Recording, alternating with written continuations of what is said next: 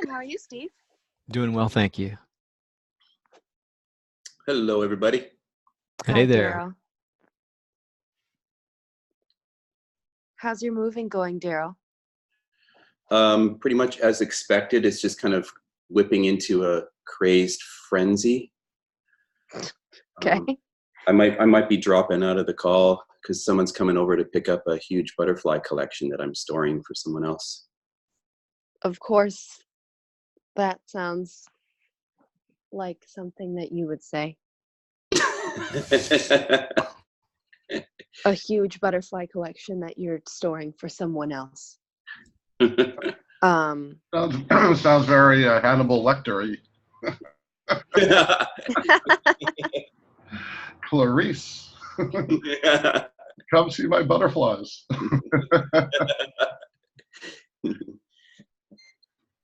But I'm glad you're making progress, Daryl. I'm proud of you.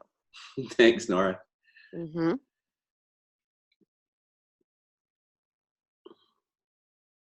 And thanks for asking.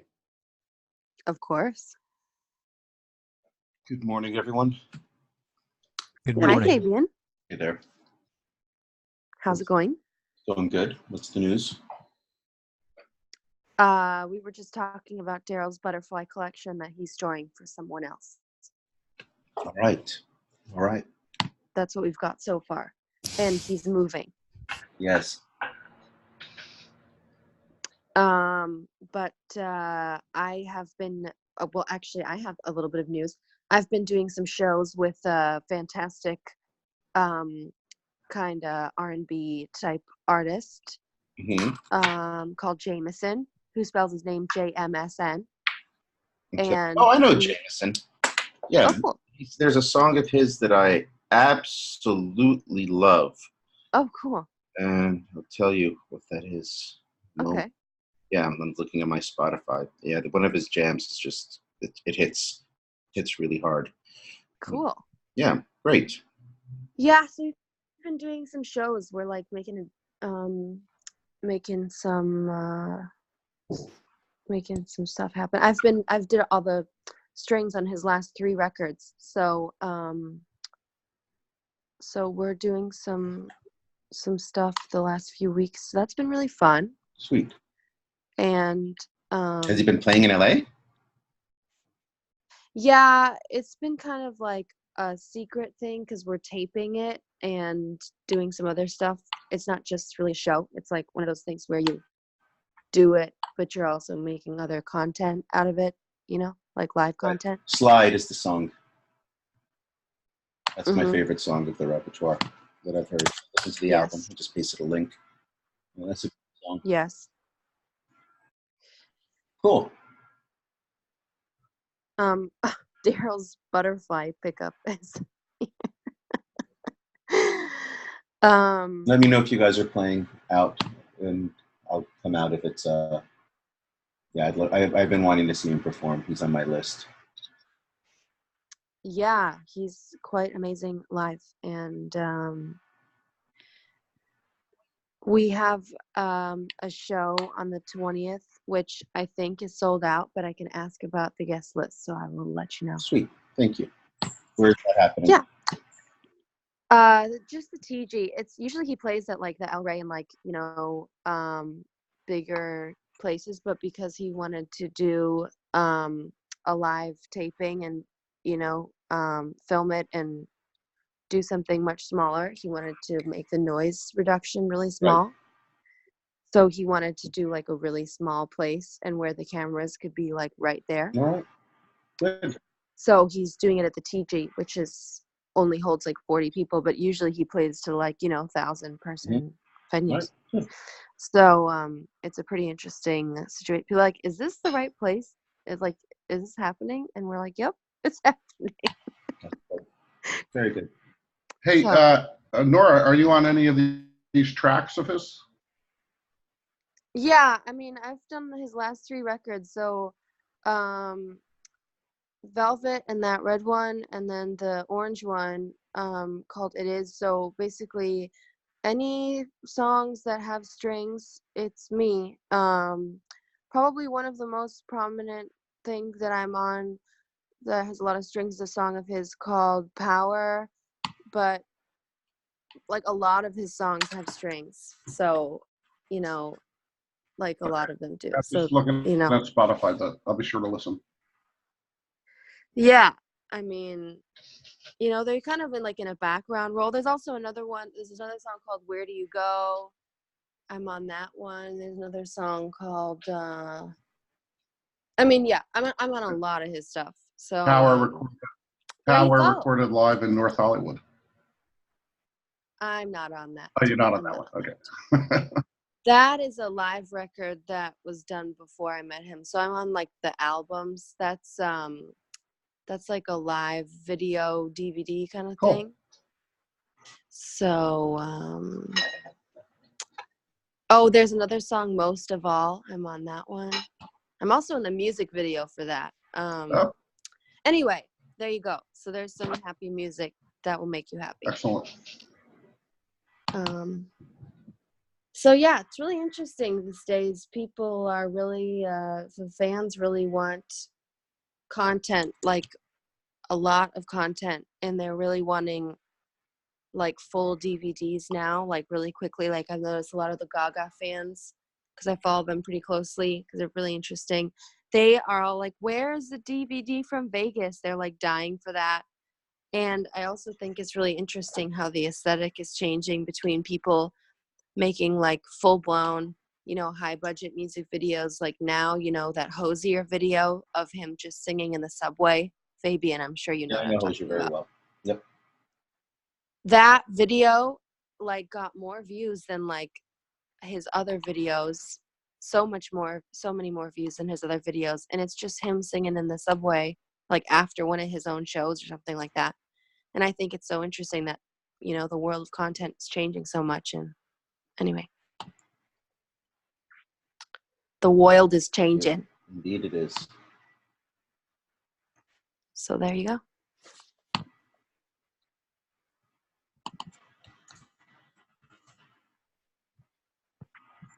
So, yeah. Does anybody else have any updates? Anything going on? Anything to share? Well, look, we stay on the music subject. I'm waiting for the day when we can easily collaborate together, with our mobile devices and not have to be in the same place. I know there's a lot of apps out there where people can collaborate, but not live. And so I haven't found any, I haven't really looked that hard, but I haven't seen anything yet where people can just jam out together. You have Ableton Link, right, where you could kind of do that a little bit, sync your beats, but it'd be, and I'm not sure why it's that difficult because, the data stream isn't really that big. But anyway, I'm just thinking about when you were talking about jamming, it'd be kind of cool if people could do that. You mean like jam like over Skype, basically?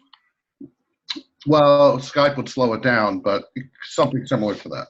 Yeah. Well, I think like there's just latency, right? And I think like music is so incredibly precise that even if you have like a lag time or like a latency of like 0.005 seconds, like it would still mess it up because you need to like react ahead of time of like what's going on. That yeah, if things aren't lined up like so precisely, that if you don't remove the lag time to zero, to actual zero, like you are face to face, it's just not, going. So if anything has to travel through like any wires or over any networks, like, so I don't really know how you would get rid of that because it still would have to, like the data would still have to travel, Yeah. Hey, Fabian, we need those quantum chips. Yeah, we do. Yeah, let's get some quantum chips, y'all. Oh, what was I watching? Oh, this is really funny. I was watching, hold on a second. I was watching Colony. I don't know if anybody watched that sci-fi show.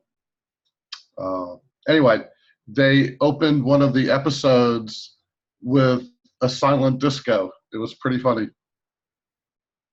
everybody was coming into a space and Oh my God. and grabbing a pair of headphones and then just like grooving out to the silent disco. That's so crazy. Yeah, it's pretty funny. Of course, Well, then the aliens came in and kind of ruined it, but oh God, that's so funny. We have to tell Steve. yeah. But last night I saw the most amazing show. I was at the Hollywood Bowl with my friend from JPL who works at the NASA headquarters, my other friend who's an amazing artist, visual artist. And we went for the 50th anniversary of the moon landing show. And the LA Phil, I How have a was friend that? who's in the LA Phil. How was that? I Um, produced that show. oh, cool. Yep. Yeah, so basically what they did is they just played a bunch of different film clips throughout history. Some of them were from Hollywood films, Mm-hmm. like Gravity and anyway, other films. And then they also had different clips from, historical, like, they played the clip from the news when um, the moon landing was actually happening and all this stuff. And basically the LA Phil was the soundtrack to all of these different moments happening. And then they also showed a spotlight on each of the different composers that were all there. That they all came to the Hollywood Bowl to hear their scores be conducted. And I've got to say, I did not even notice that it was live. It sounded so. Oh, and they showed a clip from The Martian with Matt Damon, and but it was so cool the way they weaved in the clips from the Hollywood films with the historical storytelling. They also had a woman who was an engineer from NASA come and talk to the audience about the 2020 mission to Mars. And so it was just so well done, but it was so seamless the way the LA Phil was able to play the scores. And then I loved that they showcased the composers in the audience too. And the audience really gave them a little moment because, they are the ones that really bring, um, these moments of like tension and suspense. And, because if you watch these films on mute, it's not the same. Do you know what I mean? It's just not. And they also played some scenes from Hidden Figures, which got a lot of applause, but it was such a cool show. I really enjoyed it. So that's so cool that you know someone that was involved with that, Fabian. My friend is the guy who came up with the idea and put the whole show together. A friend of mine for like 20 years. Well, So, your friend is a legend. yeah, he is actually a music legend in LA. He's a serious player in the space. Super. I totally forgot that show was happening. Well, it was one of the best things I've ever seen there, and my friend who works at JPL just loved it. It was just done so well. So, yeah, there you go. I'm going to a show tomorrow called 88 Rising. I'll paste the link here. I've spoken to a handful of you about this brand, which is the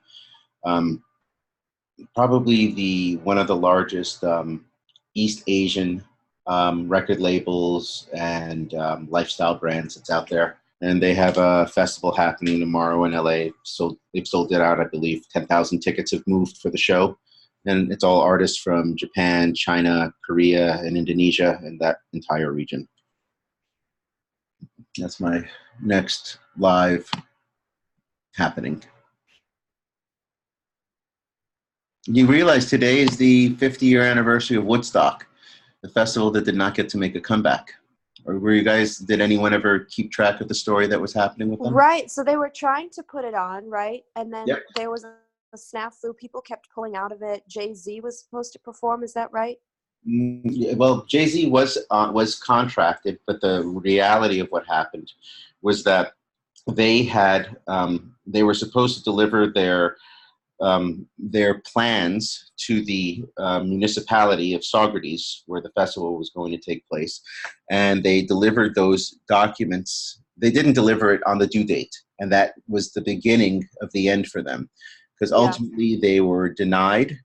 Their production team, Superfly, who were part of the production team for Bonnaroo and the the Outside Lands Festival, they pulled out of it. Their investors, who had already put in $30 million, pulled out of it. And then they were, for like 2 months in the middle of court cases, trying to get new money, about to move the festival into a site in Maryland. And ultimately, a week before the show, they shut it all down. That was that. Wow. Yeah. So is any of this money going to be recouped? Or is this going to be one of those situations where That'll be up to the lawyers, but what is for certain that yeah. all the artists that were paid their advances, or at least they were all paid their full guarantee 100% up front, they all will retain that money per their contract, because the show was not delivered. They had to hold on to the dates, and alas, all that money went to all the artists. Well, that's, I guess, a good thing, huh? It's a good thing for the groups, absolutely, but not for the promoters. Right.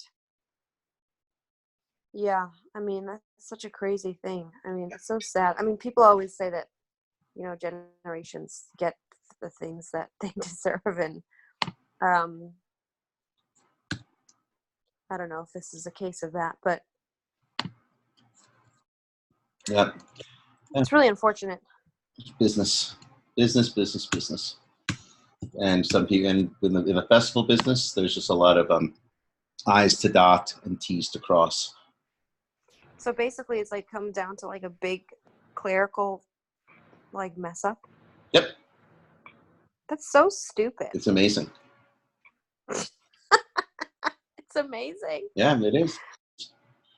Consider the historic implications of what the festival had originated, and to see that on this birthday, on this 50th anniversary, it should crash and burn so significant is amazing. Yep. That is just so unfortunate. I can't. Wow, it's insane. So we have a little bit of crypto breaking news. Oh, good. That Backed, which is backed by ICE, which is one of the biggest futures exchanges in the world, probably the biggest, is just gotten approval, and they will be launching their futures trading and physical delivery of Bitcoin September 23rd. So this green light is a big deal. So this is the biggest, I guess what people will say, institutional adoption flags we have yet. So this is great. Do you have a link to the story or anything like that, Ned?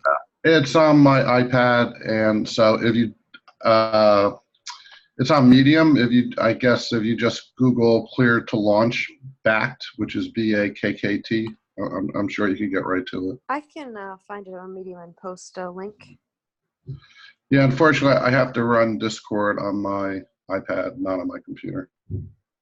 That's okay.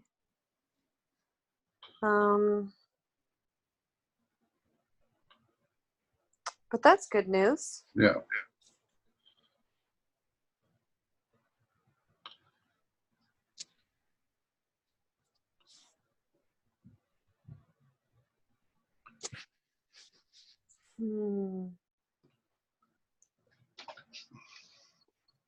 I saw that Dovey Wan is in the news again. This is a Chinese crypto critic who had targeted RChain a few weeks ago, but more recently she's been getting some mainstream press for her analysis of a big Ponzi scheme blow up in China that may have led to a lot of dumping of Ether and Bitcoin. Yeah, what was it, 4 million Bitcoin or something? They started dumping last week. Yeah, I was just a little surprised to see her name. So I'm glad she got the notoriety after her negative coverage of RChain and not before.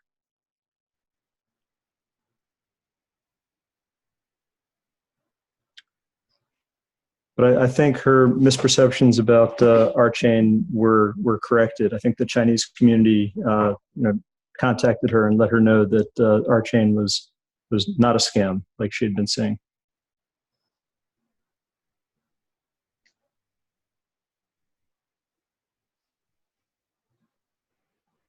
Is she just a critic or a writer or? Yeah, right. A writer from what I can tell, but mostly Twitter. So there's some articles that cite her tweets. Yeah. Interesting. Do you know what her handle is? Yeah, DOVEYWAN.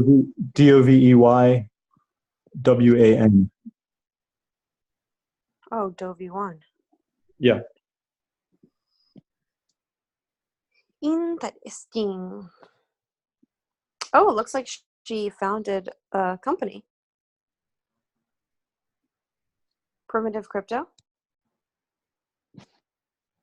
Do you know about this?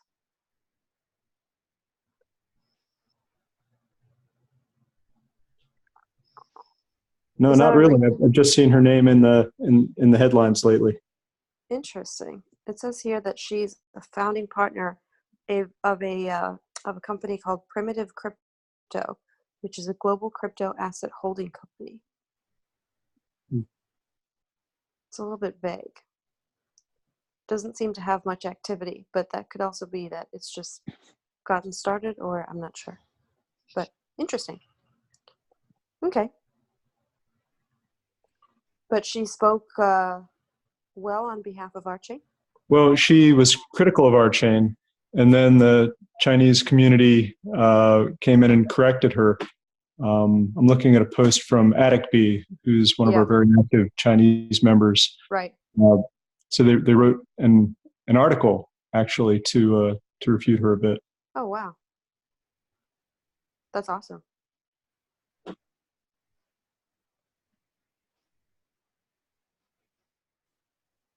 Well, that sounds positive. It's nice to see people from within the community kind of defend RChain rather than having one of us have to do it. It's like so much better if somebody from the community do it, because then it's just a stronger message. Yeah, the Chinese RChain co-op membership is pretty cohesive. They have a couple leaders, and that would be like Dimworm, who is on the board, and AddicB and Juju. Yeah, that's awesome.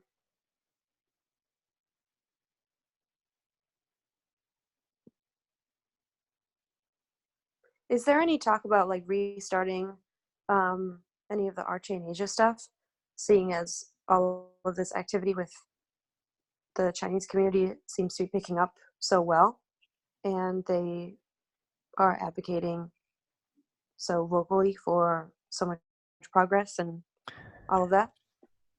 Or maybe we need an RChain just China.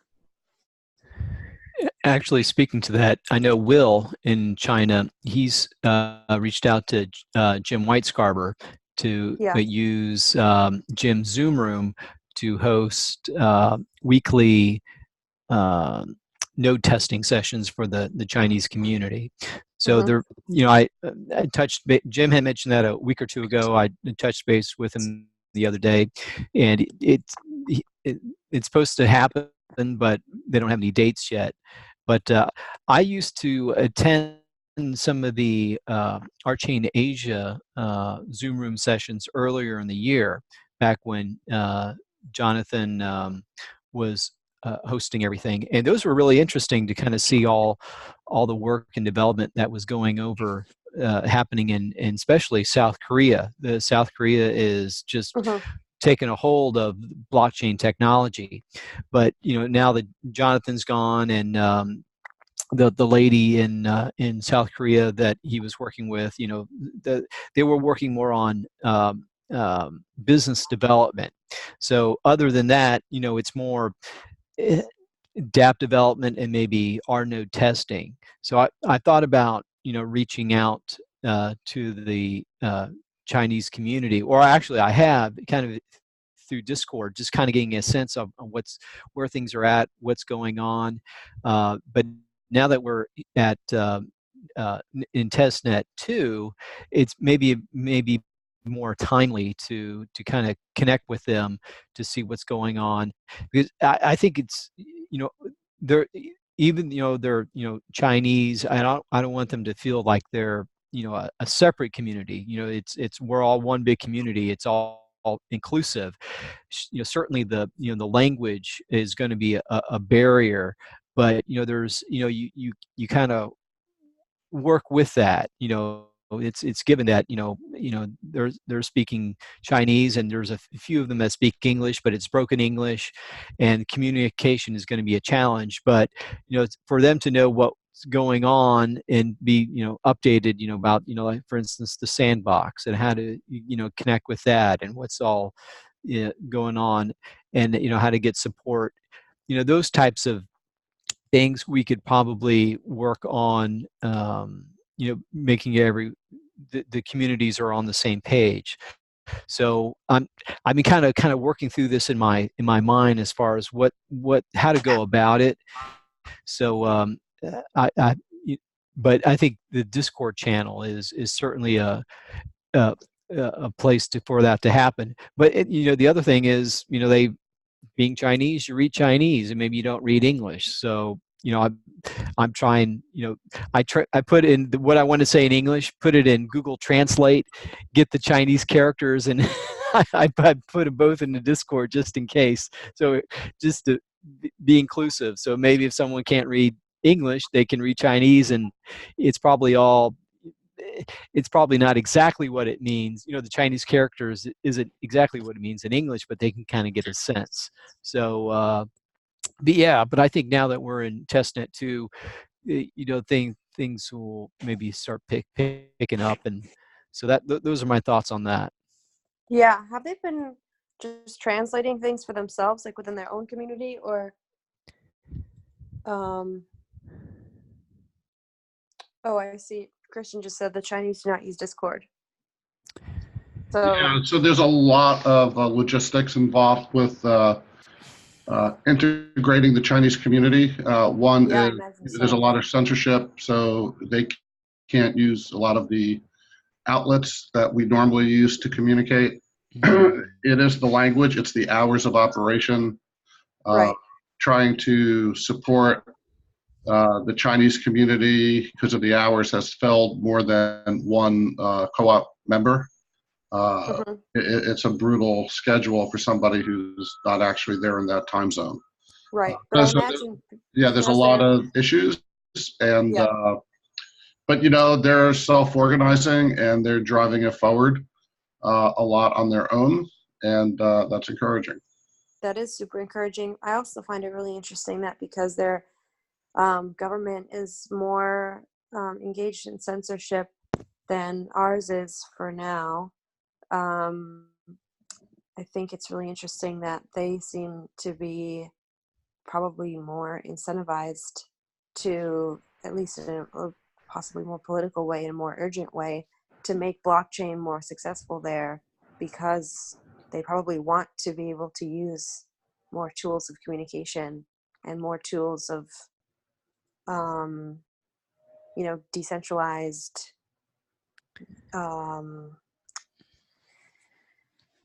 mechanized thinking. I mean, they want to be able to build and do and create and live and expand, and and I think maybe that's one reason why they're so involved, is because they are censored by their government in doing things, and maybe that is one reason why they Exactly. I was thinking the same thing, and I think Greg alluded to that a few weeks back.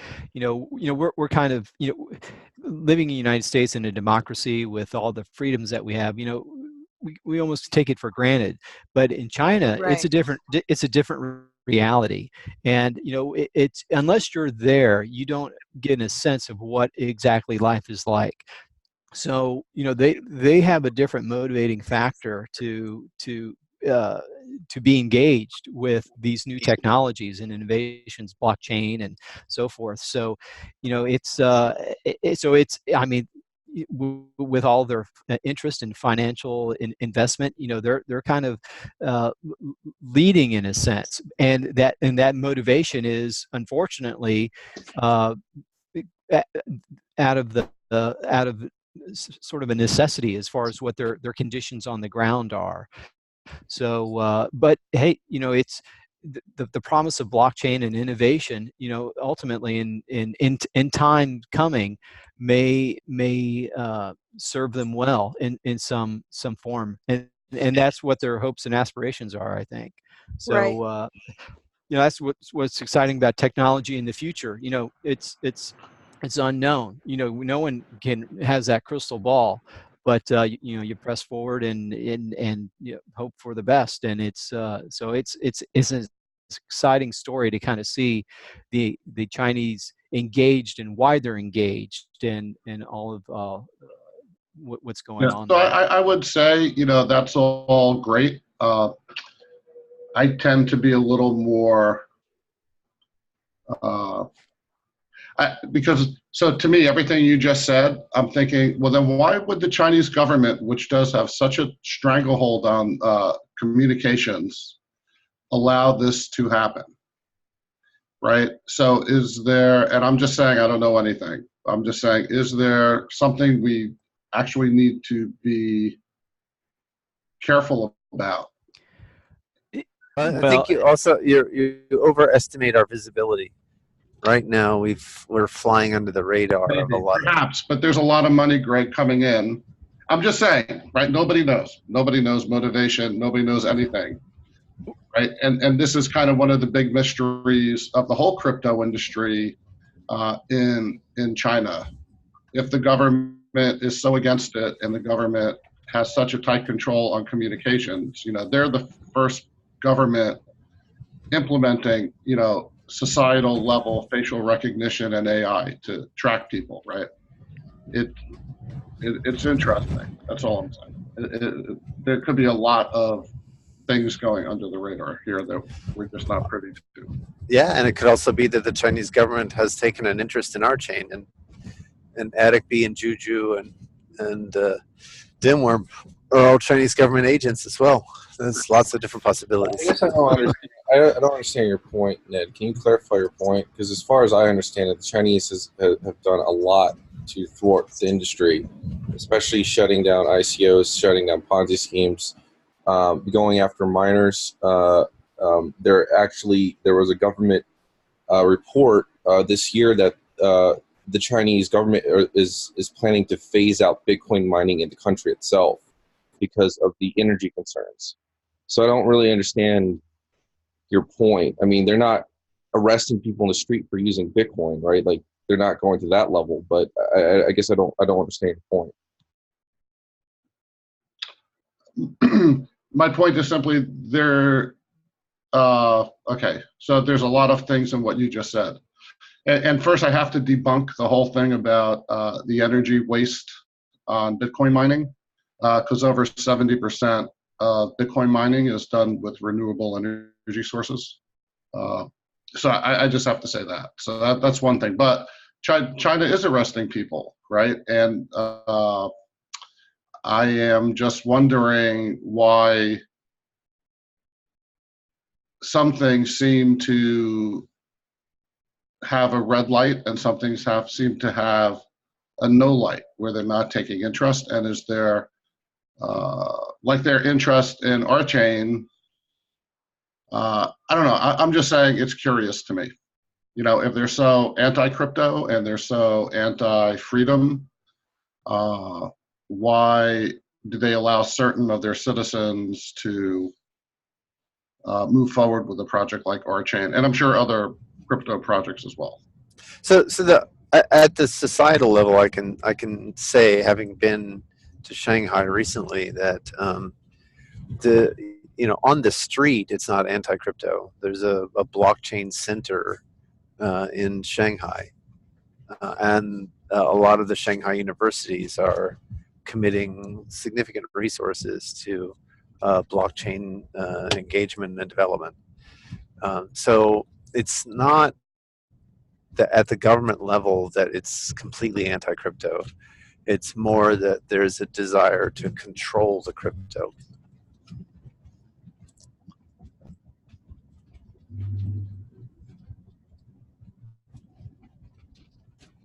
Yeah, I mean, I guess I still don't really get it because the United States is doing the same thing, right? Like, we're going to regulate the industry. Exactly. I'm not really following.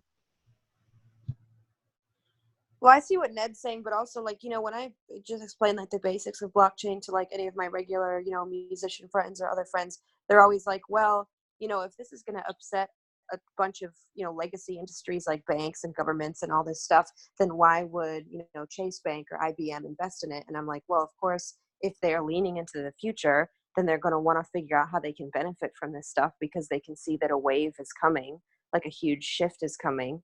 And like, you know, either you can be part of that or you can like try to fight against it like hell and like maybe get swallowed by a wave, and then you miss a huge opportunity to like, you know, go with society in the direction that society is going in, and then you lose, and then, you know, possibly, you know, your multinational company goes under because you didn't go in the direction that, you know, the whole rest of the world was going in.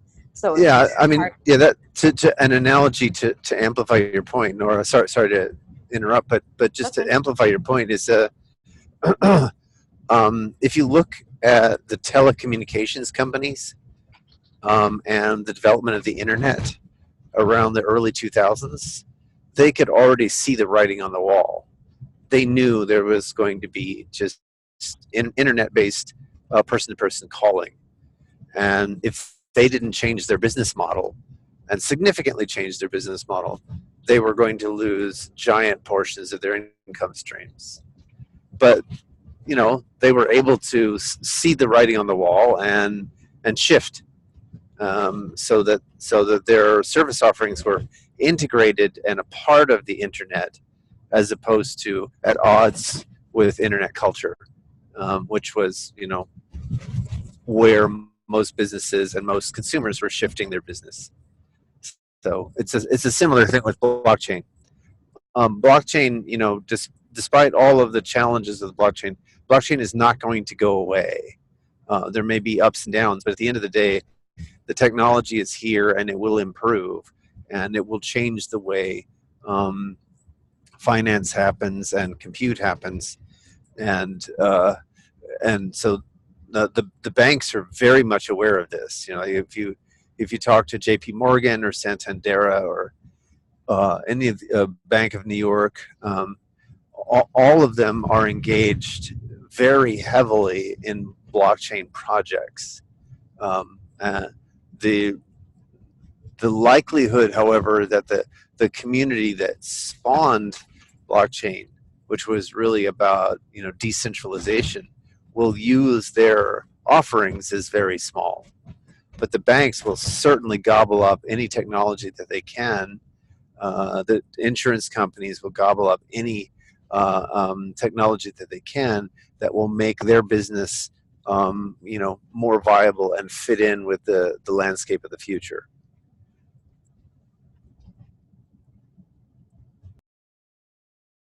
So maybe that's what's going on in China. I mean, um, you know, there's this really interesting climate scientist and writer whose name is David Wallace Wells, and he wrote this book called The Uninhabitable Earth, which was New York Times bestseller, I think. It's a really amazing book. Highly recommend it. And you know, he talks about how China, you know, unfortunately, they're in this really, you know, difficult political situation, and like, you know, nobody would ever wish any people or nation, you know, upon that. Obviously, you know, they're doing horrible things with internment camps, and you know, they have a lot of really serious issues there that should never be overlooked. But in terms of climate, this guy David, this author, talks about how, you know, if the dictator there, whose name now escapes me, sorry, if he wanted to convert China to all, green energy and just totally get out of coal and just do all solar panels or whatever was the plan, basically he could do that overnight and everybody would have to do it. And so my point is that not that there are advantages to dictatorships. That is not my point. My point is that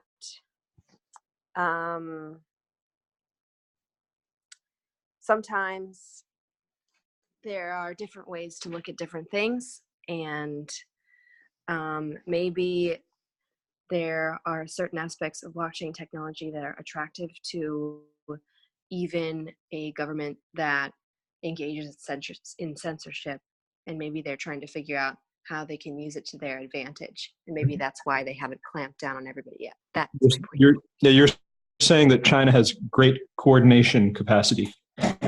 That's because that is exactly what I'm saying. Thank you so much. And I'm also saying that I hope that they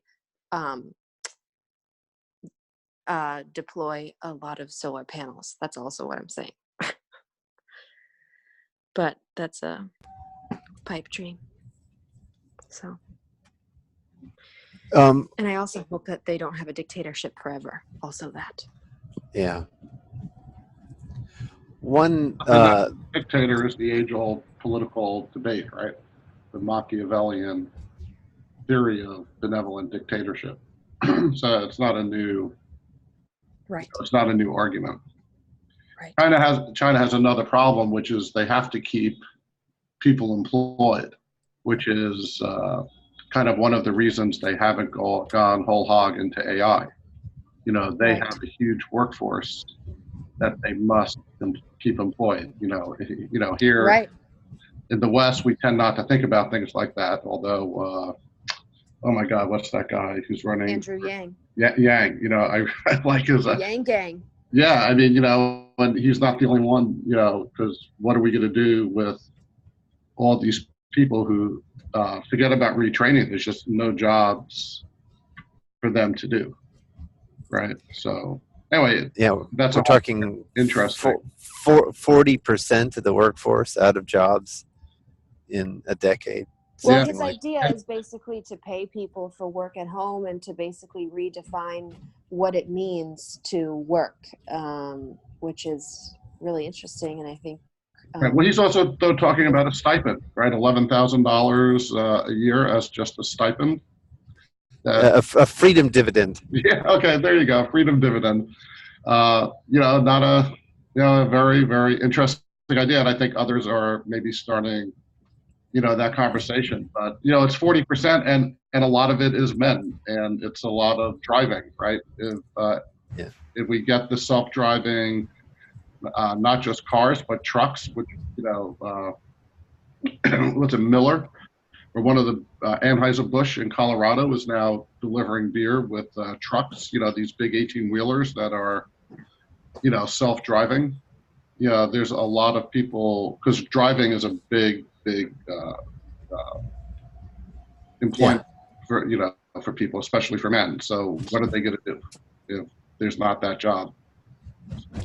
Ned, I just want to go back on your point about how Bitcoin is mined with renewables.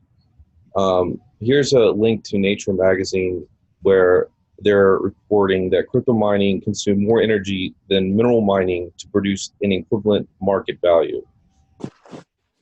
So just keep that in mind. And secondly, although a lot of the energy concerns from China in terms of how much energy actually, how much of their grid is actually used to mine Bitcoin, it's very small. But these people are not thinking in today's terms. They're thinking 20 years from now, where the mining could expand to such a degree that it could tax the grid. So they would still have it, like there's still talk about banning it. I'm just throwing it out there. Does that make sense? Yeah. But also California just approved a Bitcoin mining farm up in the Sierras, and it's going to be 100% solar powered. Yeah, the thing about just because you use renewable energy doesn't mean that you still don't have a terrible footprint. The mining and other compute activities are spewing heat into the environment. So yes, maybe clean energy is going in, but you definitely get dirty stuff coming out. Would heat as a general term still be classified as a greenhouse gas? No, not really, but it's not a greenhouse gas, but it's definitely affecting the climate. Right. Right. I mean, these giant data centers. I mean, this is why Google, suggests putting data centers on barges up near the poles, is to cool them off. Yeah, Bitfury is doing mining, in these liquid-cooled chambers where their chips are totally immersed in liquid. Yeah. Yeah. And, so Google had that experimental data center off the California coast, right in the water, submerged in the water. Yeah. And of course, once that press release came out, we haven't heard much about it since then. But wow. Yeah. Yeah. So heating the ocean even more. I don't know. Perfect. Yeah. No. Seriously. So we have to really think about what heat is a commodity that we have to manage very carefully as the temperature on the planet goes up. Absolutely. That's interesting because I was thinking, we're having a little bit of a heat wave here in San Francisco. And I was looking around my apartment at all the lighting devices that actually no longer generate heat, at least at the home level, right? So I have not every light, but I have a lot of LED lights in my apartment, and they generate no heat. And I was thinking about the evolution of light, which, 200 years ago, people were using whale oil and really unhealthy heating solutions to give them both heat and light, and how much we've evolved and how much cooler we are actually on that level. So I actually thought that was a pretty positive evolution in the in the technology evolution of light and heat. Well, the bulbs are cooler, but the outside winter is 20 degrees warmer, so you don't need the blubber to keep your house warm because it's warm outside in the winter now. Yep, good point. So now we're going to have to figure that one out too. Yeah. But if we can figure that out, then we'll really be, back to where we should be. But no, you're totally right. Obviously, we have come a long way. But the trick is to come a long way without destroying, so much of what sustains us. And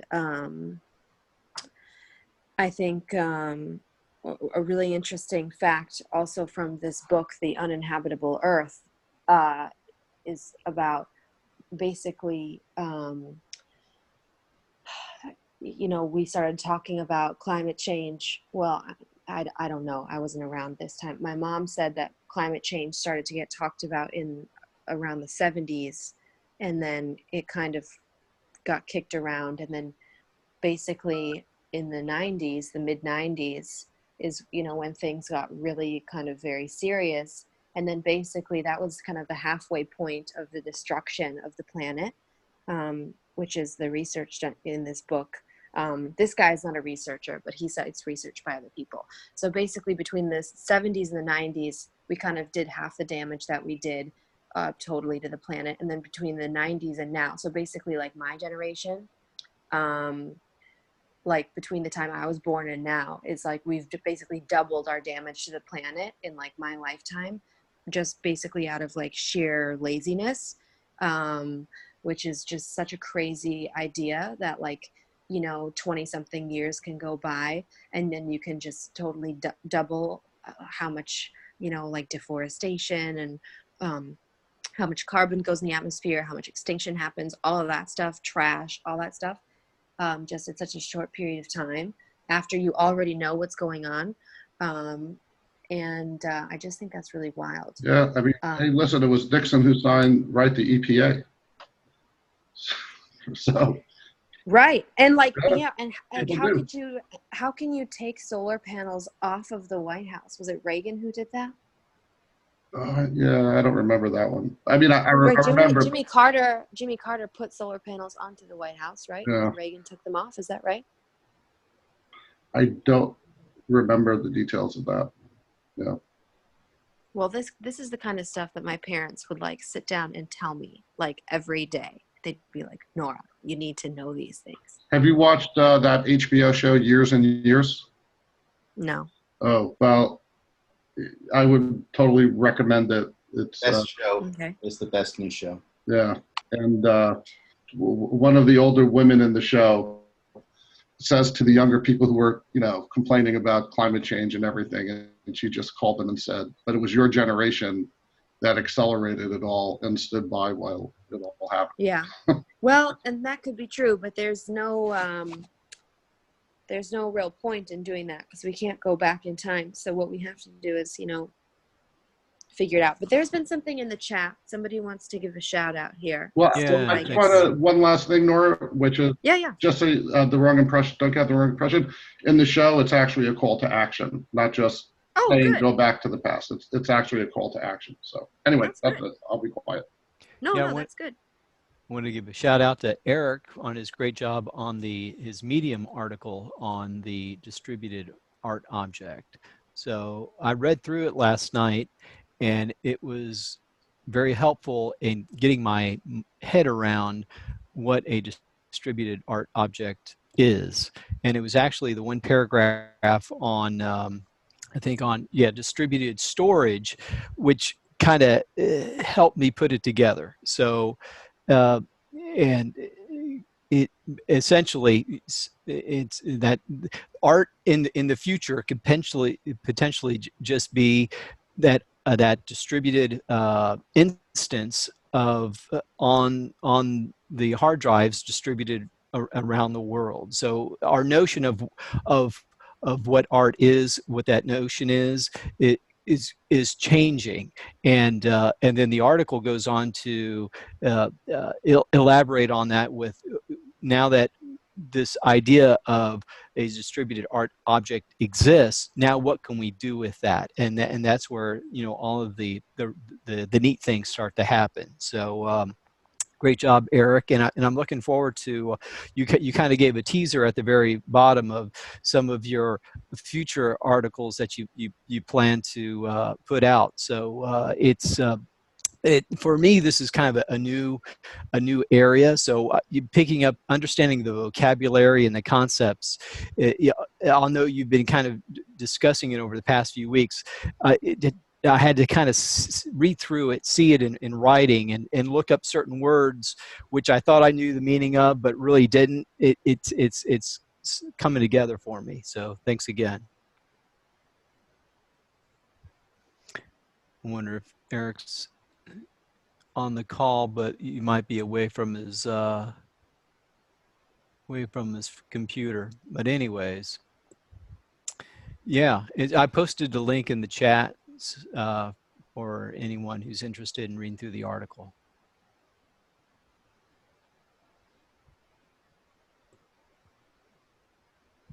Well, that is just awesome, and I'm going to check it out. Yeah.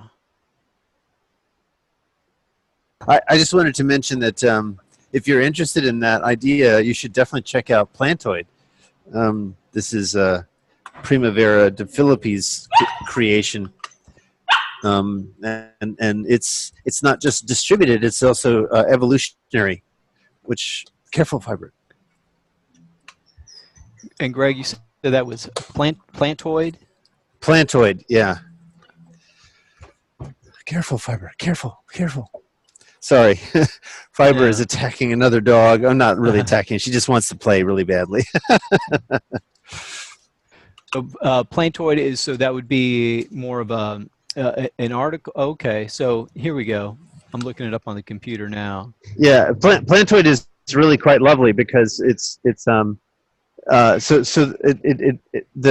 piece has both a genotype and a phenotype.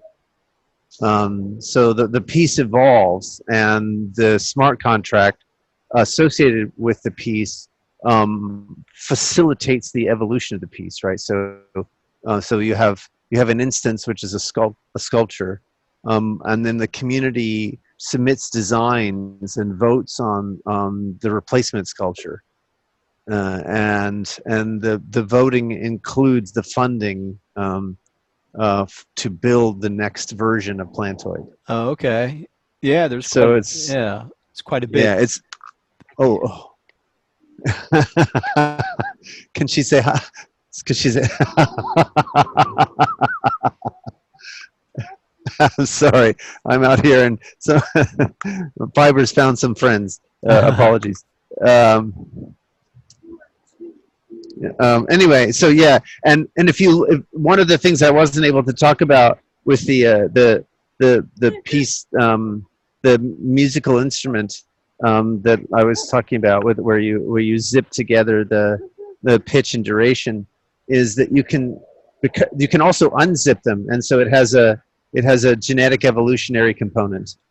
So when an artist is playing and they find a bit of music that they really like, they can snip it and put it up into the cloud storage, and then and that can be used as genetic material to spawn new songs. So if you have two snippets that are receiving a lot of attention, so that's passing selection pressure, then you can unzip them and recombine them so that the pitch of one goes with the duration of the other, and the duration of the other goes with the pitch of the one. So you get progeny that way, and that's a genetic operator in the mathematical sense that Holland defines. So that's also blockchain based and evolutionary and distributed. Interesting. Wow. Yeah. So so this stuff is coming. Lots of us have been thinking about this stuff for decades now. Cool. It's just it's taken a while for people to get there, but they'll be there. That's why I want to talk to Generation Alpha and Generation Z, right? Is because those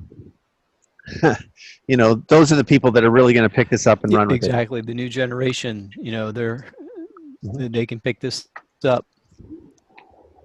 Come on. Yep, absolutely. Are we? It's about that time. It's staff meeting time. So we should probably. I'm going to head over to the staff meeting. But really lively discussion. Take care, everyone. Thank you, everyone. Have a great day. Yeah. Ciao, ciao.